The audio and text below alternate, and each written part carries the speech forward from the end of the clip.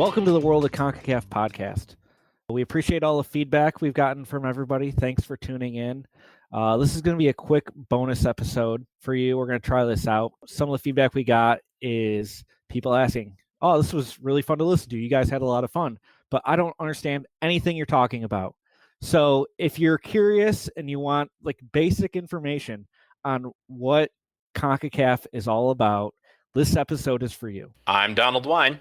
And I'm Jonathan Slate.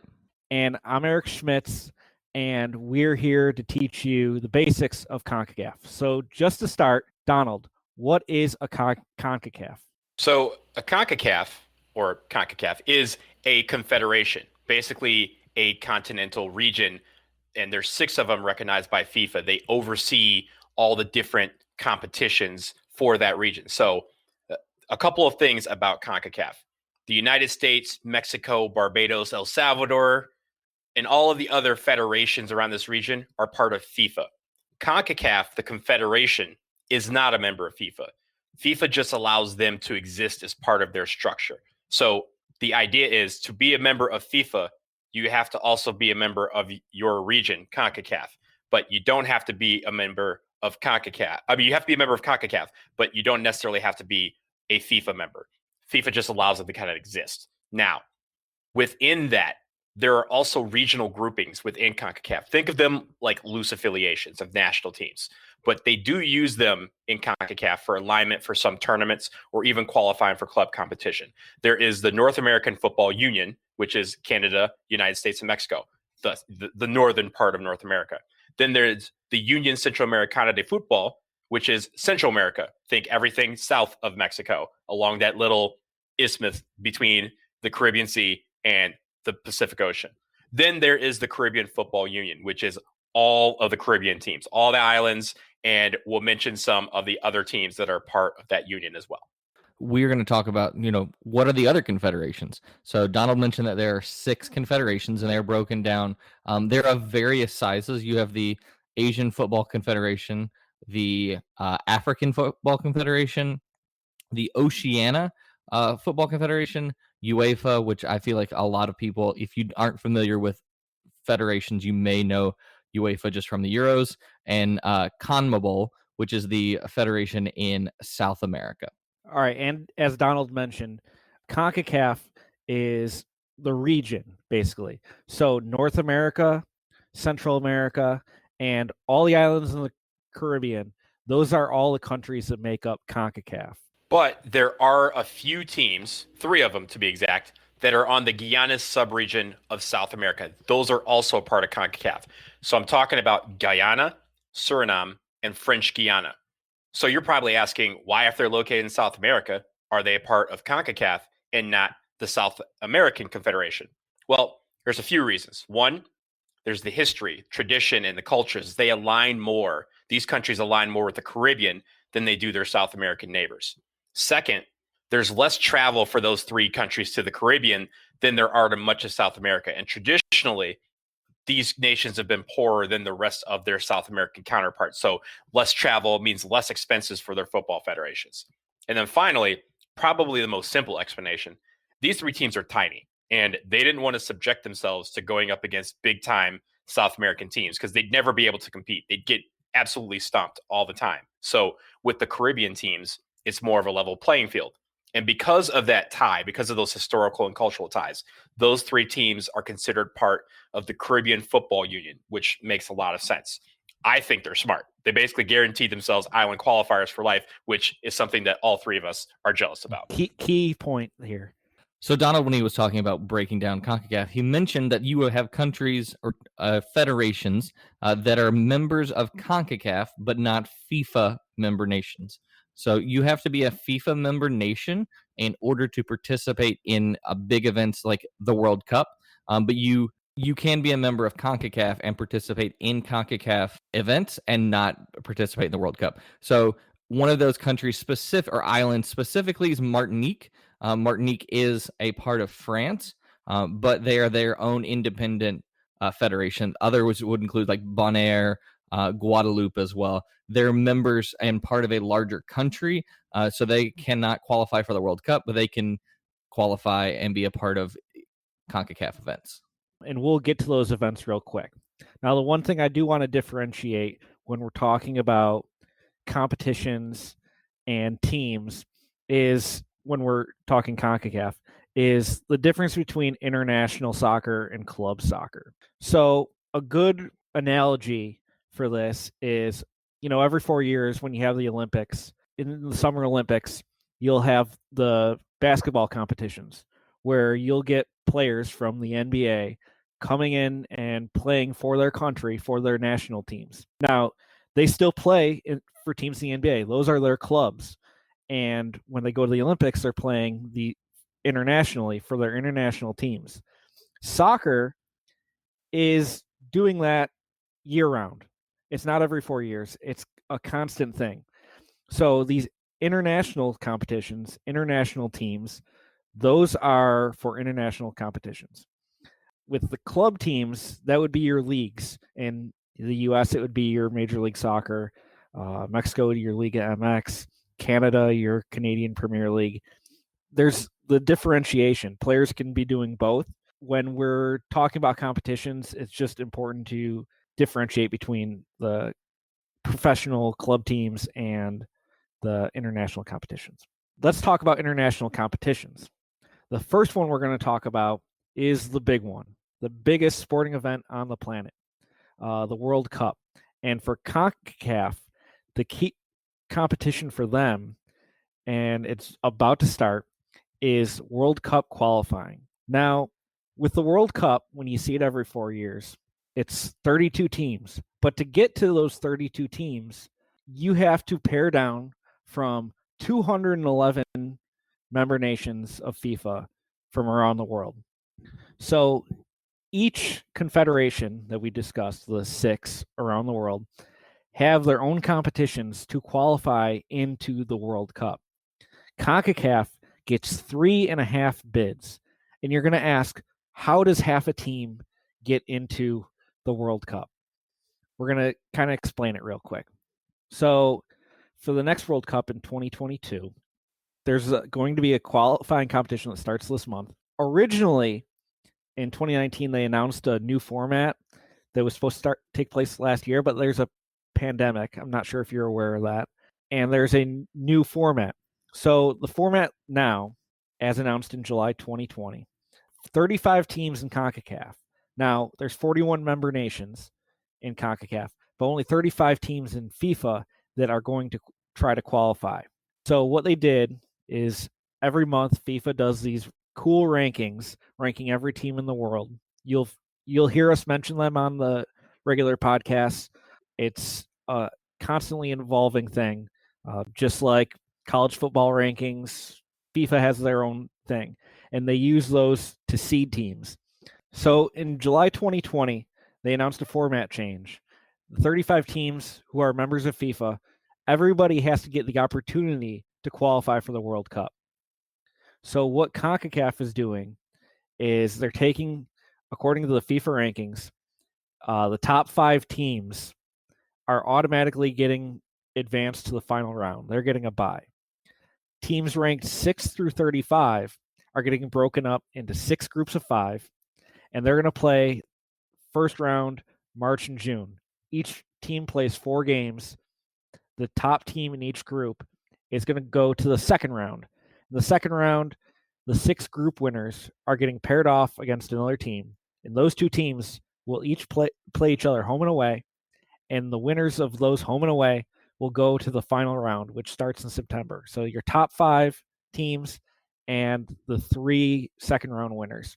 They'll play 14 games over the course of September of 2021 to March of 2022. Of the 8 teams that advanced, the top 3 are going to Qatar. They're going to the World Cup. And whoever finishes 4th is going to go play a playoff game. They're the half team. They're going to play a playoff game against a qualifier from another confederation, yet to be determined. If you watch the World Cup and you think this is the best of the best, nobody gets into that competition for free except the host country. Everyone has to work their way into it. And with CONCACAF, with all these countries, all these tiny island nations, as well as the U.S. and Mexico, the big powerhouses, everyone has to work their way into it. That's the big competition on a worldwide scale. In men's soccer, there's a big competition that's just for Concacaf. Jonathan, why don't you tell us about the Gold Cup? So the CONCACAF Gold Cup is the regional tournament. It's the all 41 member nation or member associations are eligible. It takes place every 2 years. It started in 1991. The format has changed throughout the years. It has most recently been 12 teams, but in 2019 we saw the expand to 16 teams that will compete in the Gold Cup finals. Much like Eric said with the World Cup, there are some qualifiers that gets them narrowed down to those 16 teams, but and then those 16 teams compete in a neutral country, in a country. Historically, that host country has been the United States for several reasons. When we touched on El Salvador, we mentioned that them having a large population in DC, but a lot of it just comes down to strictly money. There is more money for these teams to play in the U.S. than it is to spread out, and there's a lesser cost involved as well. So other than the Gold Cup and World Cup qualifying, there's also a major competition called the Olympics. I'm sure you guys have heard the Olympics. And in every other sport, the Olympics is the best of the best. The best senior team for, if you guys recall, the dream team for basketball, it was the best NBA players that we could put together to send to the Olympics. Well, because FIFA didn't want to have the Olympics out showcase the World Cup, for the men, the Olympics is a U23 competition. And I want to use that to segue into our youth competitions that we have, starting with the U23s. They get together every 4 years for Olympic qualifying. And like I said, it's a U23 tournament. This year, they are doing that actually this month in Mexico. But because of the pandemic and because the Olympics were postponed from last year to this year, it is a U24 competition for the Olympics. However, qualifying is still a tough task. You have a group stage. It's every 4 years. The top 2 teams qualify. So out of 41 teams in CONCACAF, only 2 get the opportunity to represent the region at the Olympics. So it's a tall task for anyone. For the U20s and the U17s, there's a World Cup. FIFA has their own World Cup competition for these groups. And the format is basically the same. There's a huge qualifying process where they get to a final tournament. And the tournament usually has 4 groups of 4, where the top 3 from each group kind of join 4 winners of a qualifying tournament that precedes that. And the top 4 teams in that tournament qualify for the FIFA U20 and U17 World Cups. The great thing about CONCACAF is in a region that has a bunch of different tournaments that all have different formats, the U20s and the U17s are basically the same. And then there's the U15. The U15s don't have a World Cup, but they do still have a CONCACAF championship every 2 years. 41 teams are divided into 3 divisions. They eventually get down to a point where there is a group stage that not only features CONCACAF teams, but also a few invited teams from UEFA. That changes from time to time. Sometimes they just focus on CONCACAF, but sometimes they invite teams from other confederations. 2 years ago, in 2019, they invited 3 teams from UEFA. Of course, there is a group stage followed by a knockout stage. Nice little bracket like you'd see for the NCAA with 16 teams whittling down to an eventual winner. With all those competitions, a lot of them fall under smaller scope. There is one competition when it comes to men's international soccer and CONCACAF that doesn't make sense, but it makes the most sense. And that is, and you will hear us wax poetic about it frequently on the podcast, it's CONCACAF Nations League. Now, CONCACAF Nations League has a long history of being invented like 3 years ago. It was essentially made up to give a lot of the smaller countries in the Confederation more regular competition. For a lot of the tiny islands, they would sometimes only play like World Cup qualifiers or major tournaments. They don't get friendlies. They don't play away games in Europe. It's hard for these teams to get regular competition. So CONCACAF, trying to balance making money and also trying to get better, they came up with this concept of CONCACAF Nations League that would go on during international breaks in the yearly calendar. They split up CONCACAF in 3 leagues. And essentially, if you're familiar with league systems in soccer, there's the top division, which is League A. There's a second division, which is League B, and a third division, which is League C. And these teams would be grouped based on their rankings. They play each other. Essentially, it's CONCACAF teams playing each other, and it's CONCACAF teams playing each other home and away. So for the big guys, for your United States, for your Mexicos, for your Costa Ricas, this is the opportunity to play away games in CONCACAF, not during World Cup qualifying. Because outside of World Cup qualifying, pretty much every major tournament is held in a bigger country, in nice stadiums. And this really levels the playing field, per se. I would have to say that it captures the magic of what CONCACAF is the most. Gentlemen, what do you have to say about CONCACAF Nations League? It's the greatest tournament in the world. It's island qualifiers, it's island matches, it's promotion, relegation. It has it all, and really, you also I think it's one of these tournaments that benefits the younger and the smaller teams, but it's still fun for us. It's still fun for the big guys too, and everyone has a chance in Nations League. No one gets thrown out of the tournament. You may move down a level, you may move up a level, but no one gets thrown out, and that's the great part of things. Is every 2 years you just do it all over again. Yeah, I mean, I think it's one of the best tournaments in the world. I mean, the fact that Europe went and modeled their Nations League after the CONCACAF Nations League, there's no bad thing to say about that. It's something. Go ahead. I was going to say it's the most storied and historical tournament in CONCACAF. I think it just it's the essence of CONCACAF personified, and the fact that it was the gold standard for other confederations to model their Nations League after. It just goes to show you that CONCACAF was able to assess what they could bring to the table best and develop this competition, not only for CONCACAF, but for the world. The great news is it's not just the men that get CONCACAF Nations League. Donald, what is the good news that we recently got? The good news is that the women are going to get in on the fun too. Back in December, they approved the CONCACAF Women's Nations League, and it's going to be set very similar to the Men's Nations League with a couple of caveats. There will be 3 leagues, just like the Nations League. There's a double round robin format. There will be promotion relegation between them. But where the competition differs from the men is that before it, there will be Olympic qualifying for the 2024 Summer Olympics. The 2 teams who qualify for the Olympics, they don't participate in the group stage of things. They go directly to the final tournament of Nations League. They get a bye.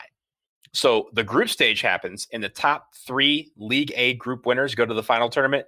The group runners-up of League A do a play-in with the League B group winners. Those teams will determine the final 3 spots of that tournament. Then there is the final tournament. That will begin in June of 2024. I know that's a long way away, it seems, but in the grand scheme of the pandemic, it's tomorrow. There will be the final tournament featuring all of these teams. They split into 3 groups of 4. There's a group stage and then a knockout. The winner gets crowned your Women's Nations League champion. And then for World Cup qualifying, with the women's national team game and the Women's World Cup, the pool and the size of the tournament has changed more recently than with the men's. The most recent World Cup was 24 teams. We're going to see for the next World Cup in 2023 that is going to increase to 32 teams, just like the Men's World Cup. CONCACAF gets 4 slots within this tournament, and so they don't have the half slots like they do with the Men's Cup. But they don't have a Gold Cup per se. They did for a few years, and the last time it was held was in 2006. But they just have a single tournament that's the CONCACAF Women's Championship, and that is their World Cup qualifying. So it is a single 16 tournament that they go through, and that is within 5 days, and that they then they don't have that whole year-long or multiple year-long process that the men's teams do. Yeah, and quickly, that is one thing that we kind of needs to be emphasized, is that for the men's teams to qualify for the men's World Cup, it's a process. It's a year-long process with home and away games. With the women, it's one quick tournament, and you would like to see eventually that expand to more like the men's model, where you're getting home and away games instead of one championship tournament that's 2 weeks in somewhere in the US, where they sell a bunch of tickets and not a lot of teams get real chance. I think we're going to see that too as they've expanded Nations League too.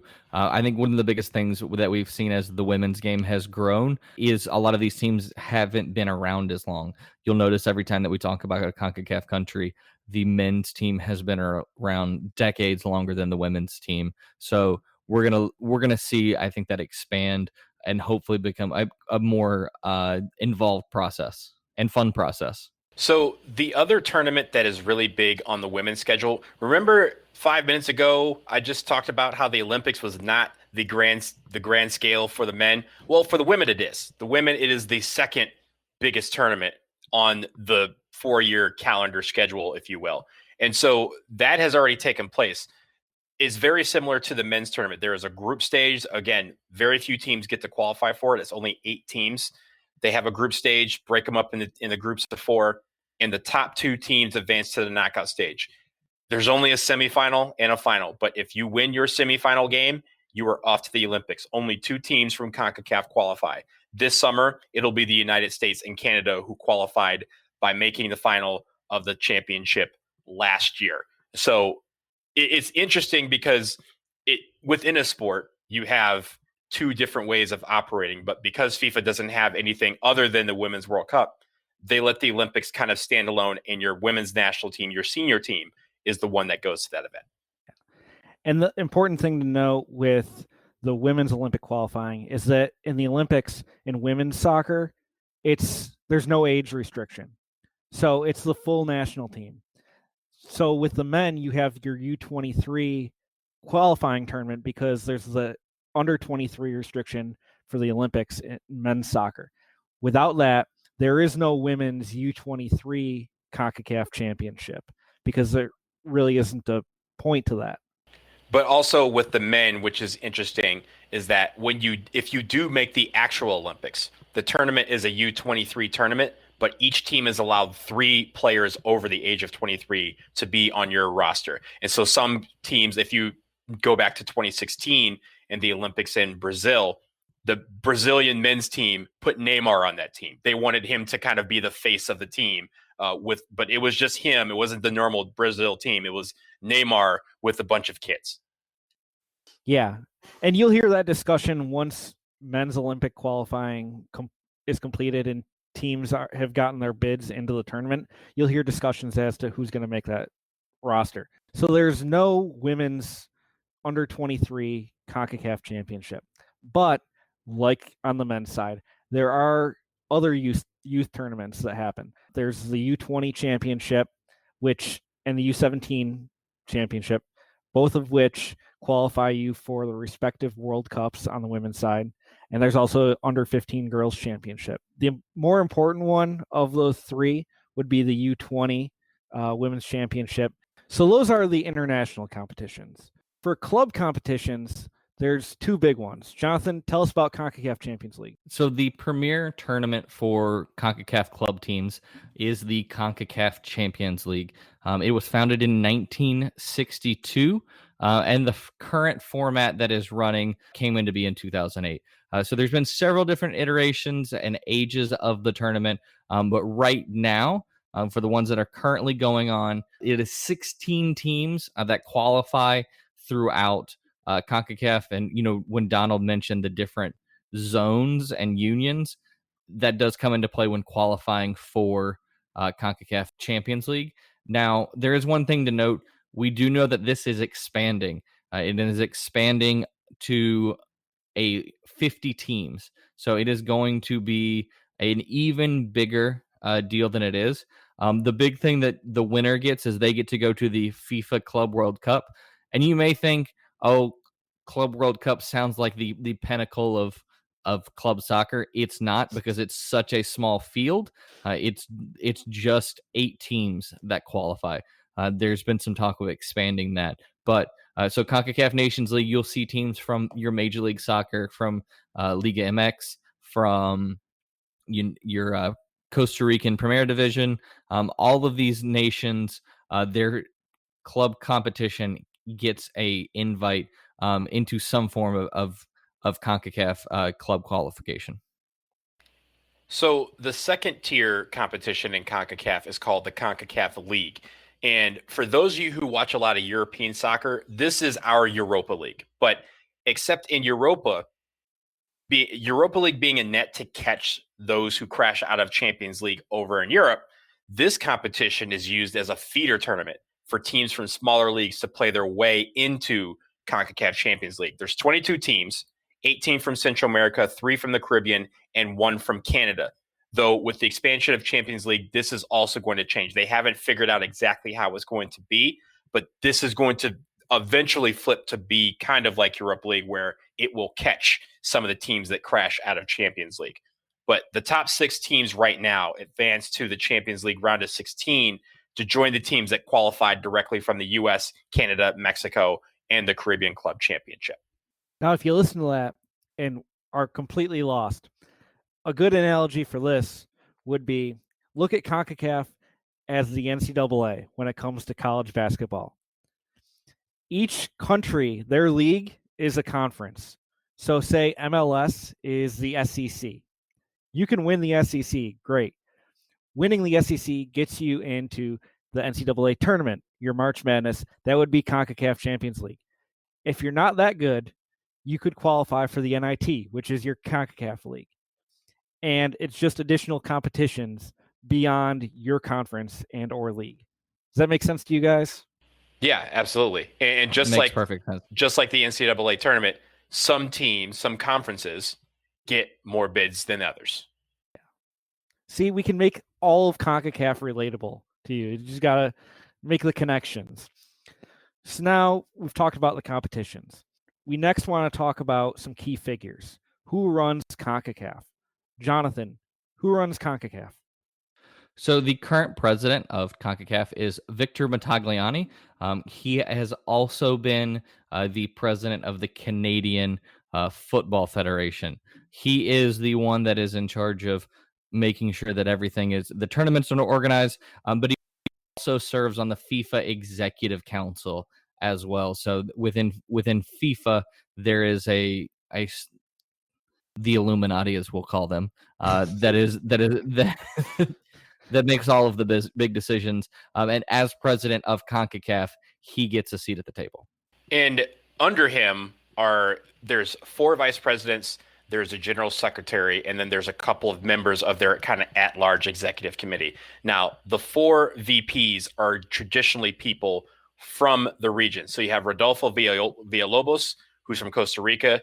Sunil Gulati, American fans know that name very, very well. He obviously was the former U.S. soccer president. He is a vice president of CONCACAF still.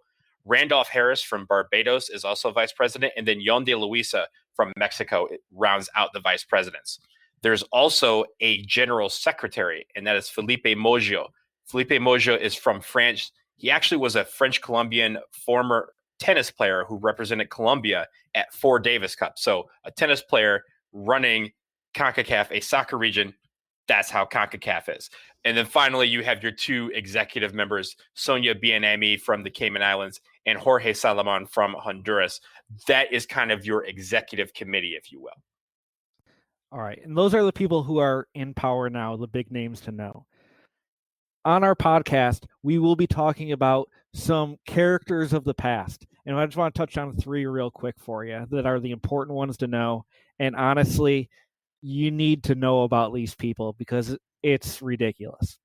The first one we're going to go to, as you may know from our first episode, Jack Warner. Jack Warner was from Trinidad and Tobago. He was the president of CONCACAF from 1990 to 2011. Jack Warner has had various allegations of corruption against him. Anything from black market ticket sales, demanding personal payments for national team businesses, selling votes to bid tournaments. He was indicted in the U.S. in the 2015 FIFA corruption case, and right now he is avoiding extradition to the United States, hiding out in Trinidad and Tobago. Donald, do you have any comments on Jack Warner? Jack Warner sucks. Next is Chuck Blazer. Chuck Blazer is an American. He was the Concacaf General Secretary from 1990 to 2011. He was former Executive Vice President of the U.S. Soccer Foundation, and he was also on FIFA's Executive Committee from 1996 to 2013. Chuck Blazer took bribes for World Cup bids. He was involved in the 2015 FIFA corruption case.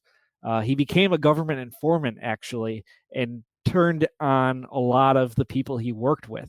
He was banned for life from FIFA in July of 2015, and he is currently dead. Jonathan, what do we need to know about Chuck Blazer? Chuck Blazer was a character, and there I would encourage anyone to take a trip down the old Google rabbit hole, and just learn a little bit about Chuck Blazer.